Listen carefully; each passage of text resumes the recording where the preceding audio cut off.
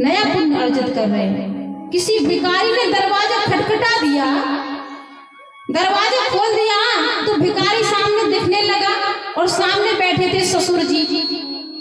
ससुर जी गरम गरम दलिये में घी डाल के लपालप दलिया खा रहे थे।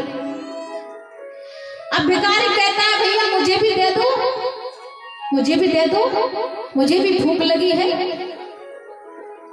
तो वो ससुर जी खिड़की से बस देख रहे हैं, लेकिन खाना बंद नहीं किया, खाते रहे खाते रहे खाते रहे। पुत्र वधू देख रही है खिड़की से कि ससुर जी खुद खा रहे हैं, भिखारी को 2 ग्रास भी नहीं दे सकते, भिखारी को 2 ग्रास भी नहीं दे रहे, ससुर जी खुद खाए जा रहे हैं, तैयारी नहीं है। वो पुत्र वधू बोली ऐसा करो, भिक्षुक से भिखारी से बोली कि भिक्षुक ऐसा करो तुम अगले घर अगले द्वार पर चले जाओ, यहाँ क्यों मांग रहे हो, यहाँ क्यों मांग रहे हो? मेरे ससुर जी जो है ना वो बासा खा रहे हैं, मेरे ससुर जी बासा खा रहे हैं। ध्यान देना बुद्ध जी। पुत्र वधू ने क्या कहा, मेरे ससुर जी बासा खा रहे हैं, तुम क्यों मांग रहे हो यहाँ, कैसे देंगे आपको? अब ससुर जी को बड़ा गुस्सा आया, अरे बड़ी असंस्कारी बहू है, पता नहीं कैसे नीच घर की बहू हमारे घर में आ गई है। बताओ मैं इतना अच्छा गरम गरम दलिया खा रहा हूँ, ये सड़ेयार झूठ बोल रही है कि मैं बासा खा रहा हूँ। पुत्र वधू बोली क्यों पिताजी, क्यों गुस्सा कर रहे हो हम पर है? मैं क्या कह दूं, क्या कह दूं उस भिक्षुक से? नहीं नहीं तुम हमारे घर में नहीं रह सकती। ससुर ने कहा तुम हमारे घर में नहीं रह सकते, ऐसी स्त्री हमारे पुत्र वधू के रूप में मुझे नहीं चाहिए। अपने पुत्र से कहने लगा पुत्र जाओ इसको अपने मायके में छोड़ाओ। पुत्र वधू बोले पिताजी अकेले तो नहीं लेकर आए थे ना आप हमें, आप अकेले लेकर के नहीं आए थे, जब लेने गए थे ना हमें तो पूरी बारात लेकर के गए थे, गुरुओं को, मित्रों को, रिश्तेदारों को, सगे संबंधी को साथ लेकर के गए थे। अब जब छोड़ने जाना है आपको तब भी सब लोगों को बुला लो, पूरी बारात बुलाओ, पूरी सभा को साथ लेकर जाओ, उन्हें बुला तो लो। अकेली में जाने वाली नहीं हूं, अकेली नहीं जाऊंगी, सारे रिश्तेदार संबंधी, गुरु मित्र दोस्त यार सबको सब इकट्ठे किए गए। कुल देवताओं का भी आवाहन हुआ। कुछ बुजुर्गों ने पूछा कि समस्या कहाँ है भाई, समस्या कहाँ है, तुम क्यों अपने बहू को नहीं रखना चाहते घर में?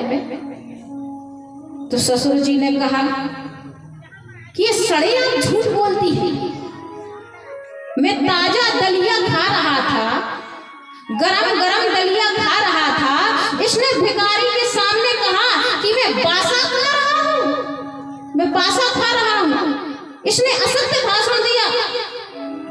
इतना सुना तो पुत्र वधू उठ के खड़ी हो गई, हाथ जोड़ के पुत्र वधू उठ के खड़ी हो गई और कहने लगी विनम्र भाव से, सारी सभा को मैं निवेदन करना चाहती हूँ, मेरा विनम्र निवेदन हाथ जोड़कर मेरी अभिज्ञा को क्षमा कीजिएगा कि मैं आप बड़ों के सामने बोल रही हूँ। मैं सबसे कहने लगी, मैं जब से इस घर में आई हूं ना तब से देख रही हूं कि मेरे ससुर कभी भगवान को दीप नहीं जलाते। पुत्र वधू कहते कि मेरे ससुर कभी भगवान को दीपक नहीं जलाते, कभी घंटी नहीं बजाते, कभी किसी को दान नहीं करते, फिर भी ये ऐसे सुंदर घर में रह रहे हैं, फिर भी भगवान की पूजा नहीं करते, फिर भी ऐसे ऐश और आराम से रह रहे हैं, और हम सब इनकी सेवा में तत्पर रहते हैं। दास दासियां हमारे ससुर जी की सेवा में लगी रहती हैं। तो इसका अर्थ तो ये हुआ ना, वो पुत्र वधू कहने लगी, इसका अर्थ तो ये हुआ ना कि मेरे ससुर जी जो हैं वो पुराने जन्म के किए हुए पुण्यों का प्रसाद इस जन्म में खा रहे हैं। तो ताजा तो नहीं खा रहे ना, बासा ही खा रहे हैं।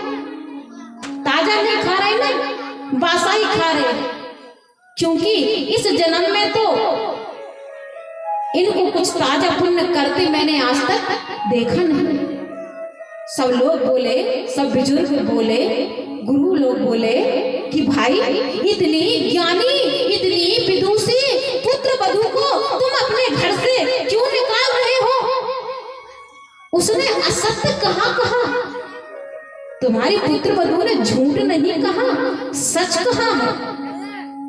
आज मैं और आप जिस जगह पर हैं, जो प्राप्तियां हमें आपको हैं, जो उपलब्धियां, जो अनुकूलताएं हैं, वो हमारे इस जन्म की हैं, ये जरूरी नहीं है। ये पूर्व जन्म के संस्कार, पुण्य प्रताप है। इसलिए गांव वालों, उस पुत्र वधू ने अपने ससुर को सचेत किया, पर मैं आपको आश्वस्त करती हूँ कि आप बासा नहीं खा रहे। हाँ, आप लोग बासा नहीं खा रहे हो, आप ताजे ताजे की प्रक्रिया में अभी इस वक्त हर पल हर क्षण लगे हुए हो। यही हमारा आप सबका भाग्य है और यही सौभाग्य है।